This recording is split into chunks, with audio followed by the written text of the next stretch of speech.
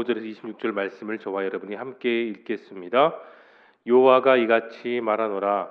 용사의 포로도 빼앗을 것이요 두려운 자의 빼앗은 것도 건져낼 것이니 이는 내가 너를 대적하는 자를 대적하고 내 자녀를 내가 구원할 것임이라.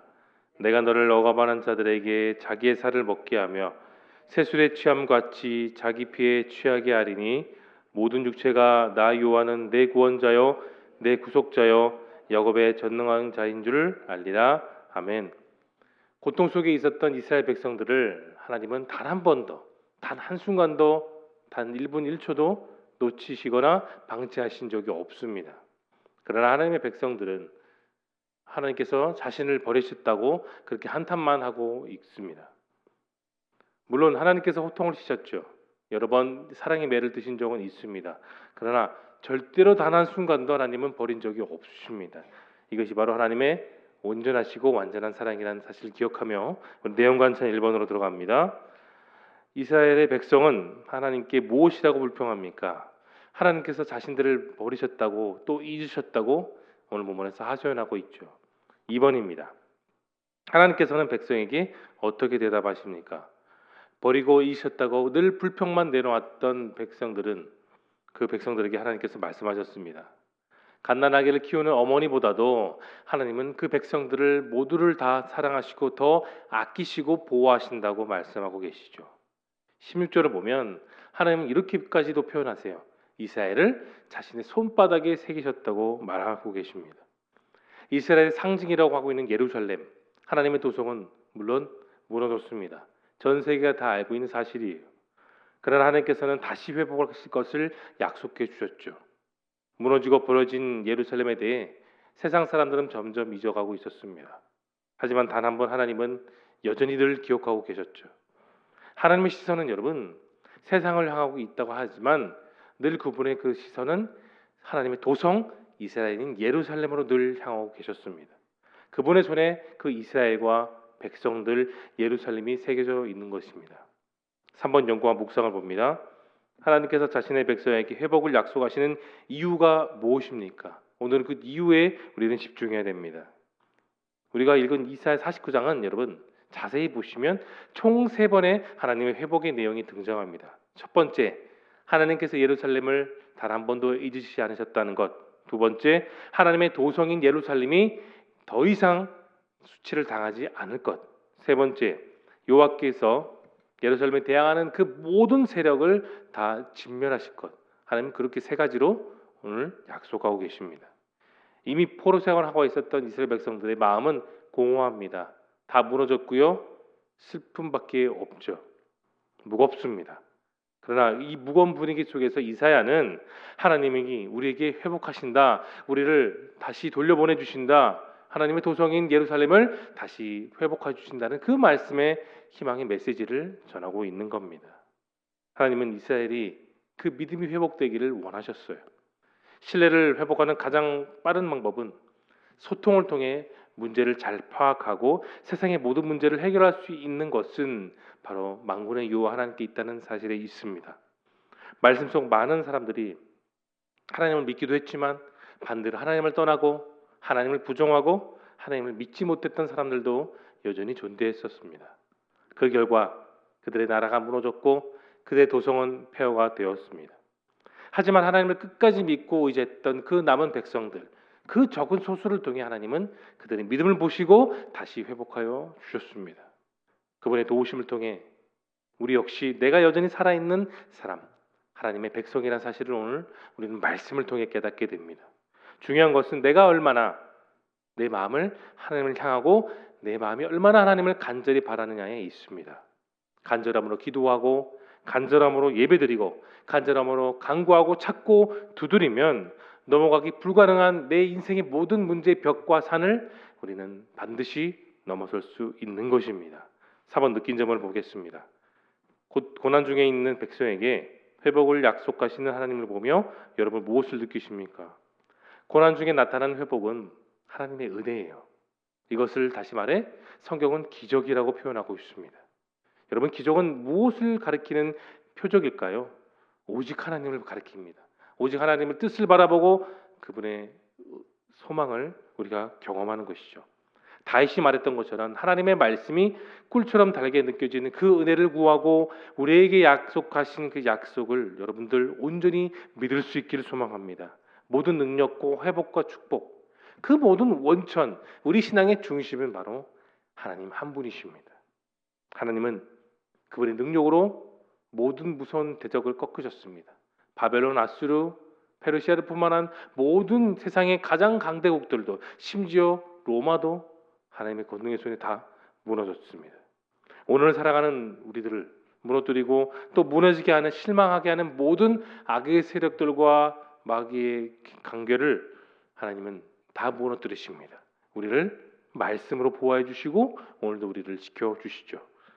여러분이 잘 아시는 2002년도 무엇이 있었을까요? 네, 2002년 월드컵이 있었죠. 거스 히딩크 감독이 우리나라 월드컵 대표로 발탁된 이후에 그 감독이 첫 번째 했던 것은 선수를 분석하는 것이었습니다. 그런데 모든 선수를 분석하고 하나의 문제점이 발견됐죠. 축구 선수의 가장 기본이 무엇일까요? 발재가 아닙니까? 아니에요. 저도 운동을 해봤지만 체력이 가장 기본입니다. 히딩크 감독은 한국 대표들에게 가장 부족한 체력 훈련을 먼저 시켰습니다. 뭐 발재간이나 볼 트래핑보다도 기본적인 체력 훈련에 몰두했죠. 그리고 그 히딩크 감독의 전략은 바로 2002년도 월드컵 본선에서 그게 드러냈습니다. 기초훈련이 밑거름돼 한국 축구는 전무후무한 월드컵 4강의 신화를 이루게 되었습니다. 여러분, 우리도 마찬가지죠.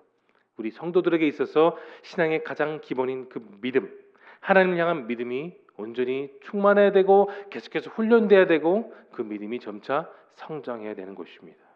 그 믿음의 성장을 통해 우리는 베드로가 말했던 것처럼 주는 그리스도시요 살아계신 하나님의 아들이시라는 우리의 회복될 신앙의 고백도 바로 그 믿음에서 출발하는 것이죠. 영원하게 멸망받을 수밖에 없는 이 세상에서 구원을 받아 영원한 하나님의 나라로 인도해 주시는 그 주님의 놀라운 은혜와 축복이 회복되면 우리 인생에는 새로운 역사는 늘 시작될 것입니다. 여러분이 잘 아시는 실망하여 고기를 잡으러 떠났던 베드로와 제자들이 있었죠. 그날 밤 그들은 단 한 마리 피레미도 잡지 못했습니다. 피곤하고 지친 제자들, 주님이 찾아오셨죠. 그리고 다시 배를 띄워 배 오른편에 그물을 내리게 했을 때 같이 갔던 그 모든 배들이 가라앉을 만큼 충만한 많은 물고기들을 잡았습니다.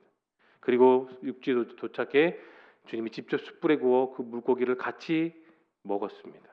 회복하고 소명을 주시고 그 베드로에게 그 사랑이 무엇인지를 다시 알게 하셨죠. 이 사건 이후에 베드로는 성령 충만한 사람으로 거듭날 수 있었습니다. 여러분, 회복 후에 사명이 있고 회복 후에 반전의 역사가 나타나는 것입니다. 적용을 보겠습니다. 내가 고난 중에 하나님의 위로하심을 의지해 회복됐던 적이 있다면 언제입니까? 여러분, 다른 사람을 가장 많이 위로할 수 있는 사람은 어떤 사람일까요? 근심 없는 자가 회복하는 것, 위로를 주는 것이 아닙니다. 단순히 물질이 많고 부유해서 그것으로 사람을 위로하는 것도 아닙니다. 허도한 쓰라린 일들, 아픔을 다 겪고도 마음을 빼앗기지 않고 극복할 수 있는 사람은 바로 그의 치열한 삶을 통해 하나님이 함께 하심을 경험하는 사람이 다른 사람을 정말로 눈물겹게 공감하고 이해하고 품어주고 위해할 수 있는 법이죠. 그래서 사도 바울도 우리에게 이렇게 말하고 있습니다. 우리의 모든 환난 중에 우리를 위로하사 우리로 하여금 하나님께 받는 위로로서 모든 환난 중에 있는 자들을 능히 위로하게 하시는 이로다라고 사도 바울은 우리에게 말하고 있는 거예요. 그렇게 예수님은 이 땅 가운데 사람의 몸으로서 우리가 공감하여 주셨고 우리의 감정을 생각하여 주셨고 그 아픔과 고통을 스스로 경험하셨습니다. 그리고 그 십자가에서 온전한 사랑과 위로를 우리에게 확증해 주셨고 우리는 그 십자가의 사랑으로 여전히 뜨겁게 살아가고 있는 것이죠. 어떤 위로도 인간의 위로는 한계가 있습니다. 단순한 말의 위로와 정서적인 위로도 우리 인생의 근본적인 위로를 해결할 수 없습니다. 그래서 우리는 예수님의 위로가 날마다 필요한 것이죠. 주님이 주시는 위로는 여러분 단순한 동정이 아니에요. 어려움을 당한 사람을 향해 마음을 아파하는 게 동정이라면 위로는 자신의 능력으로 온전히 회복하는 사랑입니다.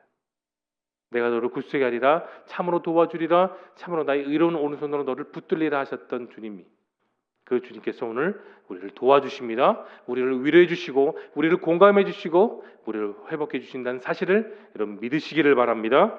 마지막 결단으로 나아갑니다. 고난 가운데서 위로와 구원의 하나님을 바라보며 여러분 오늘 무엇을 결단하시겠습니까? 성군 다윗은 늘 신실함으로 그 위로를 받아 다시 일어설 수 있었습니다. 하나님은 성도가 흘리는 눈물을 그냥 보지 않으시고 방치하지 않으십니다. 늘 기억하고 계십니다. 생각하시고 또 가장 좋은 상황과 가장 좋은 타이밍에 하나님의 방법으로 성도들을 위로하여 주십니다. 여러분, 진실로 성도는 오늘을 살아가면서 동시에 미래를 바라보고 살아갑니다. 고난 속에서도 힘겨움 속에서도 사람이 아닌 우리의 삶을 온전히 회복하시고 내 약속하신 그 주님을 의지할 수 있기를 바랍니다. 그래서 매일 주어진 삶 속에 그 하나님의 신실하심을 경험하고 누리며 살아가는 저와 여러분 모두가 될 수 있기를 예수님의 이름으로 축원합니다. 아멘. 이 시간 함께 기도하며 나가겠습니다. 오늘 들은 생명의 말씀을 기억하며 기도하시고 또 화면에 기도 제목, 하나님의 인도하심이 있는 삶을 기대하며 주어진 삶을 바르게 살게 하옵소서. 신실하신 하나님의 언약을 온전히 신뢰하며 주님만 붙잡는 인생이 되게 하옵소서. 6월 집중 기도 제목입니다. 세워진 평신도 동역자들이 자신의 은사를 따라 우리 교회와 다음 세대를 온전히 섬기게 하옵소서. 다음 세대를 감당할 수 있는 성령 충만한 교사들이 잘 채워지게 하옵소서. 뿐만 아니라 여러분 마음속에 품고 있는 소중한 기도 제목을 놓고 우리 다 함께 뜨겁게 주여 한번 외치고 통성으로 기도하며 나아가겠습니다.